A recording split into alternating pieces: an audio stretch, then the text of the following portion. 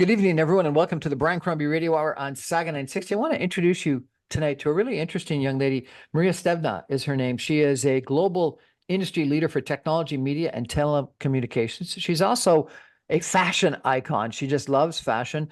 She's a social influencer. She's been very active on social media. And so I thought it was interesting that someone is really creating this personal brand for herself on social media. Number one, to become an influencer to a certain extent, but also to advance her career and to create a brand for herself in her telecommunications area.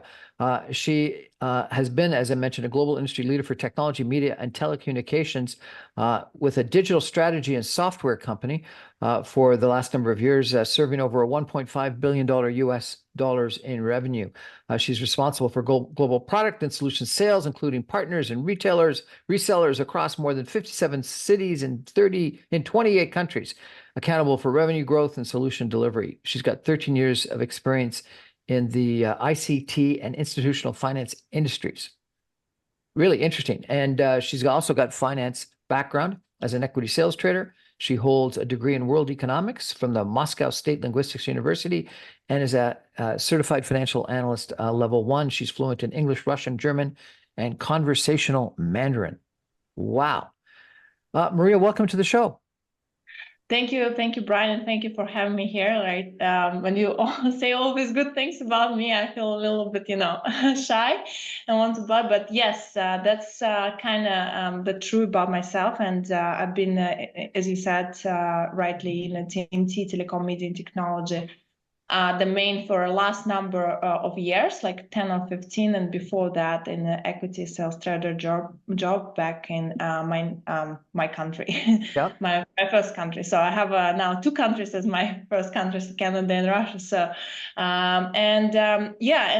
we're talking about the fashion and social media influence is a little bit a different story. It's like my side life. I would say they're coming both in parallel. I still till today. Till tonight, I haven't decided how to combine both of those into one. So it's kind of two dimensions I live in right now. So that's Well, and it's fascinating that you've done it, and your fashion shoots and the profile fashion shoot pictures that you've been folks posting on social media, and the incredible image that you're creating for yourself are really quite impressive. And we'll talk about that a little bit in a couple of minutes. And it seems like there's been a metamorphosis that you've gone through in the last couple of years. We're going to talk a little bit about that because I really have this opinion that you and I have chatted about, that people do have this signature story that sort of changes their lives, and sometimes they come out of it and come out far stronger. And it seems like you have done exactly that. But let's come back to some of the technology and where you think technology is going, because you've been very involved in technology. And I want to ask you, when you think about telecom and technology, and the big thing that we're all discussing these days is artificial intelligence. Where do you see the future? And as a person that's out there sort of selling services, and people are asking about where the future is going, how do you answer that? So this is a perfect question, and Brian, there is a good and bad in that. Like, I call artificial intelligence and generative AI as a genie in a bottle, because it really can make all your wishes come true. And in fact, I see the trend that despite what everyone is saying, the number of jobs will be unfortunately decreasing over time. I don't know if you can look at this from a good perspective, from a bad perspective, right? But this is just the reality, and I think we should embrace it and see how we transform together. Transform as a society together with this fact. So despite that, generative AI and artificial intelligence bring lots of benefits in telecommunications, in technology, in healthcare and science, in any industry you can look at, right? It's also brings some certain risks which we should be aware about, and we should take it into account as a society, as a government. I think it should be kind of control activity to protect people, right? And so how does government control it? Well, there is no, as of now, I think there is no certain authority that fully controls it. So I think it will be decided right now on a government level, either it's Canada or it's US or it's China who has a very strict regulations, or any other country, right? So they will be implementing sort of standards, and these standards should touch on such things like data privacy, cybersecurity, and Canada went through a rough patch of cybersecurity attacks lately. So then it should be bias and misinformation, right? I see misinformation is a major concern when we talk about generative AI, right? So because largely LLM models or large language models we are talking about, and reinforcement learning is unsupervised learning. So basically they capture all the information they have out there, right? And the way they transition it and how they apply the tools and algorithms, right, that are being supervised is a big question right now. So the bias can be growing and misinformation can become a major concern. That's how I see it. So I think there should be different number of standards being implemented on a government level, and eventually some authority, probably international authority, should be created to supervise this kind of standards, like it was done, for example, if we talk about telecom, it was 3GPP, ITU. If we talk about financial regulation, right, it was IMF, International Monetary Fund, World Bank, right? So the same should be created for AI, and I think all the leaders right now globally, especially the leaders of developed major economies, right, they recognize the need for these AI bodies, government bodies, international authorities who will control it. And the good example is the Prime Minister of Great Britain, who has recently, 5 months ago, held a big forum dedicated just to AI and the development of AI and how we can, yeah. Go ahead. Mm-hmm. And how you can what? And how we can leverage everyone's inputs of every country, right, in terms of developing those kind of standards. Because we face right now not only AI development, but different geopolitical evolvement, right? So how we can bring everyone together to oversee this evolution and technology. And AI is, I think, in my career, is one of the most fast-paced, growing economy, grown industries. Right. Now, when you wrote your sort of intro to me, you said that you thought AI would impact humanity. How does AI impact humanity? Definitely. So I think one of the first things I mentioned is jobs, right? Yep. We need to reconsider where we will be in 5, 10, or 50 years, right? So I'll tell you, like 20 years ago, when I was in the school, at that time, we all wanted to be investment bankers, right? So 15 years ago or 10 years ago, we all embraced this engineering or technology background. Right now, with introduction of AI, we will need to think where we can best apply our talents and what these talents will be in 5, 10 years. Because to be honest with you, Brian, I don't know as of now what will be the new skill set relevant in 10 years. So we learn as we grow, right? But that definitely will impact humanity. Second thing, the introduction of robotics, right? And for example, such a well-known company as Boston Dynamics, who introduces these robots, right? How this will evolve, we will need to see, right? And we definitely have to have a control over this industry, right? So third thing, I mean, self-driving cars, satellites, everything will be impacted. And the major thing, I would say, humans should be still responsible for where it goes, right? We should not let the tools decide on themselves how it will go. Even like self-driving cars right now. When I don't know if you ever tried self-driving car. I tried. Oh, really? And How was it? it's interesting experience. It's very limited in Las Vegas, so it's cool. But they still put a driver, right, to Yeah, oversee. And I would go still with the driver just in case, just in case. Yeah. So I would say humans should be still in charge when we talk about this AI development. So when you're talking about telecom, what do you think the big changes are in telecom separate from AI?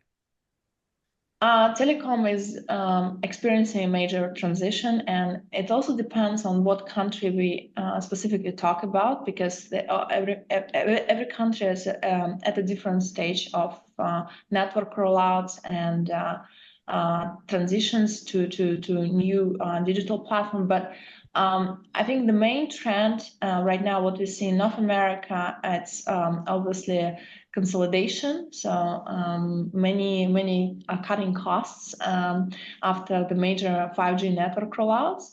And many companies here in Canada, which we have three major CSPs like TELUS, Bell, Rogers, they are looking into transitioning into tech companies. And I think the key, despite all what we hear and see on the news every day, I think the major factor to that is that return on investment, how it was like, again, 15, 20 years ago when third generation of network was introduced, or even with LTE. 5G investment, unfortunately, still didn't bring the expected revenue or profitability as we have been hoping for. So it's still coming. The use cases are being introduced, and it's different use cases all across the region, but the profitability should be higher to cover all this capex and opex that the CSPs are spending on network rollout. So Yeah. This is a change, and that's why this introduction of a tech company is required. Plus, as if you again compare to third generation of a network, right? There's roaming charges and different kind of charges that over the top applications such as WhatsApp or Viber or Telegram or any other application. It didn't exist. So right now they exist, and this is also was kind of the impact on CSPs. So let's change a little bit now, if we could. So, here you've had this incredibly successful telecommunications career. You've been in, throughout the world. You've told me about, all the different countries that you've visited, selling telecommunications, making business presentations, etc. And then you've launched this sort of fashion icon, social media branding presence. Why have you done that? And what's been the benefit of it? Just give me a sense, because the pictures that you see on your social media are spectacular, very glamorous. Why is that? What's your objective? I must be honest with you, Brian, that quite a few friends have asked me this question about why, but I don't have a definitive answer to you. I think the key reason here is that every individual outside of work, right, should have different kind of hobbies. Yep. And photo shoots is not the only hobby I have, right? I like history, I like yoga, I love neuroscience, hiking, sports, right? But photo shoots and like which you bring up here is one of the hobbies or passions I have. And it's not just a simple picture, right? For every picture, there's always a story behind, right? So and for example, the first picture you have shown in the red was a picture of the card queen, right? The Queen of Cups, right? So I created this story behind, right? The other picture will be the girl in the field. So it's all the stories, and I talked to my photographer, and she's amazing. Her name is Victoria Molanovsky. So and she helps me to create a story and put it on a picture, and I really love the results actually, because it's showing she's showing exactly what I mean to her. Actually, if you think about all these pictures on top, you see we did a shoot in like 1.5 hours or 2 hours, but the results are outstanding. So this is the reason I created that, and I still will need to think of how to, I guess, monetize that or how. Monetize it. Well, it's interesting because what you told me is that you are you were a junior Olympic basketball star. Yeah, back in time.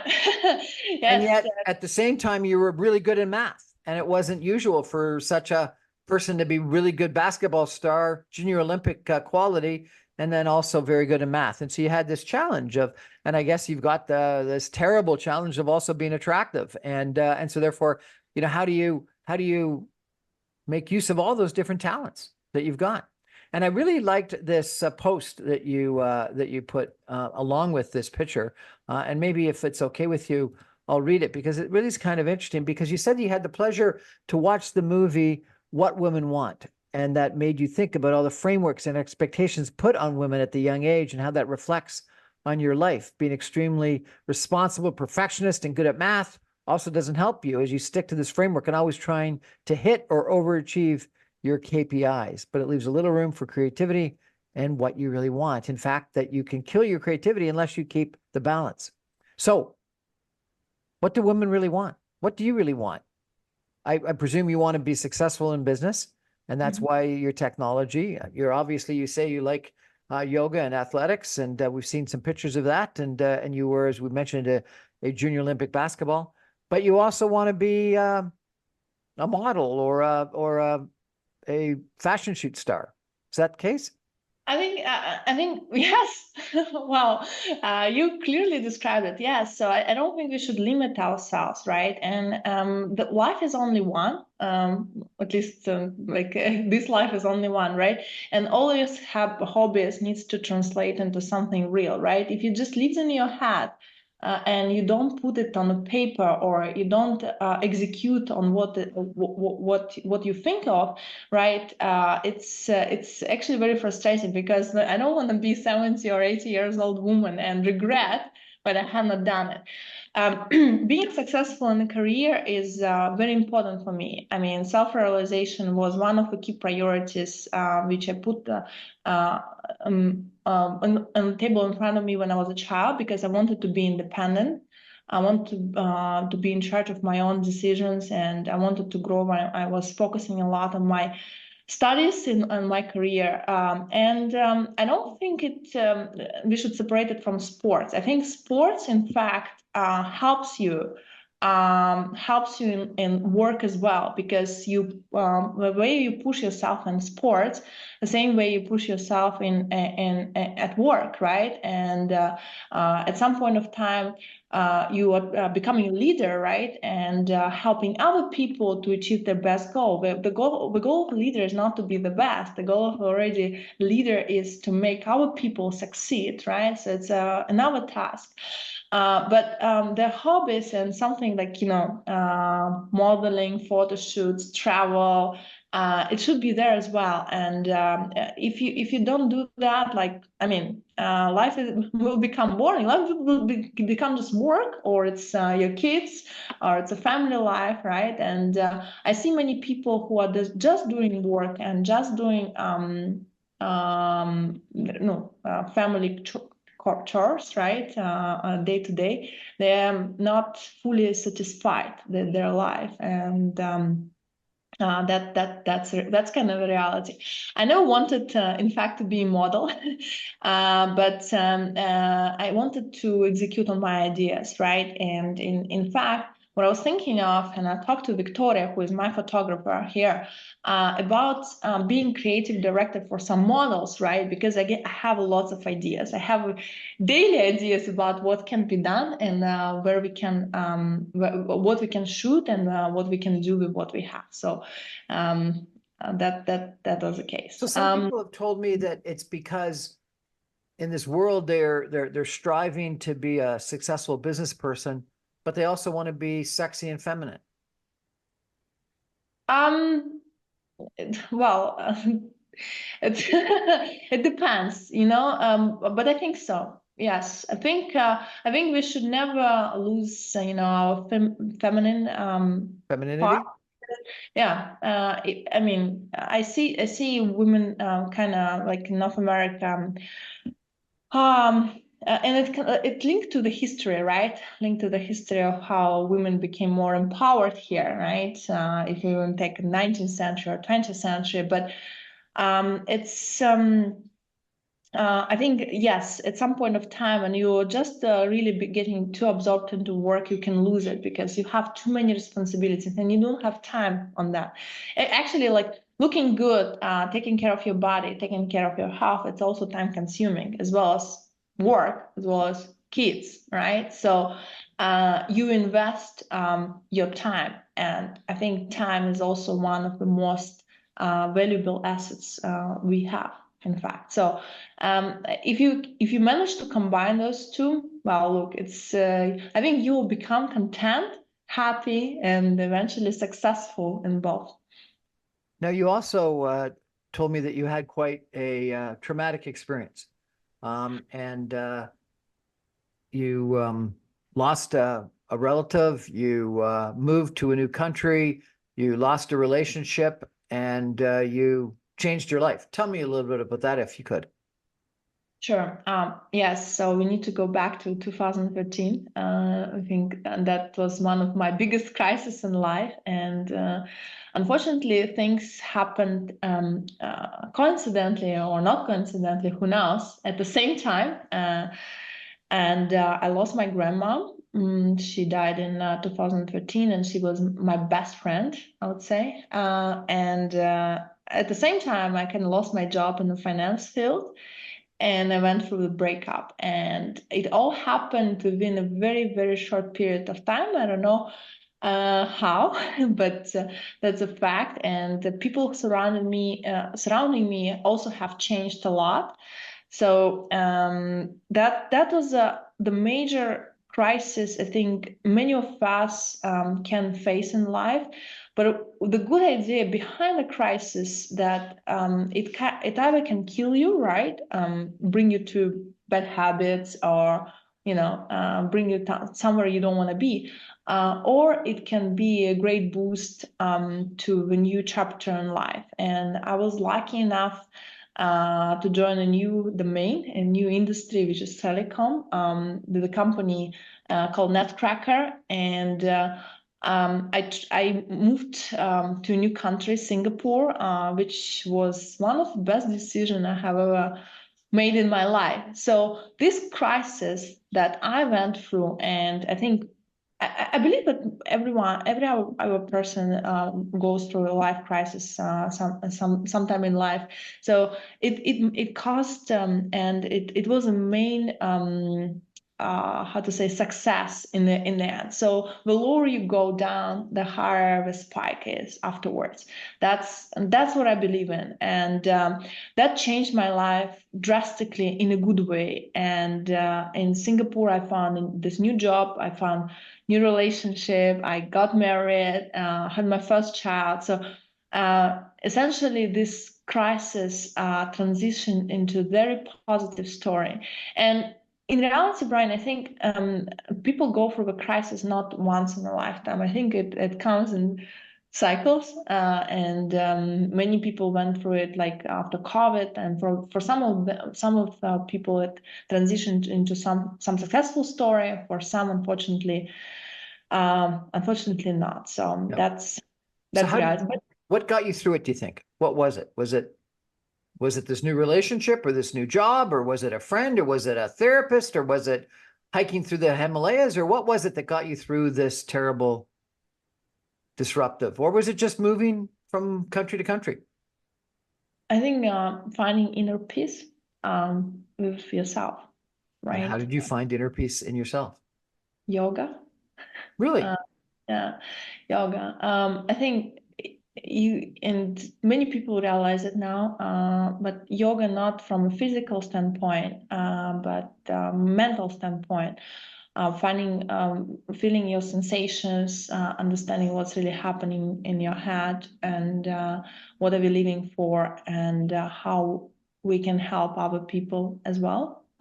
Because at the end of the day, if your crisis is that bad that you don't want to live anymore, right? And what I decided for myself back in time, I will just start and helping other people, right, to achieve their goal rather than going nowhere. So, but yoga and different kind of practices, meditation, reading a lot, philosophy, right?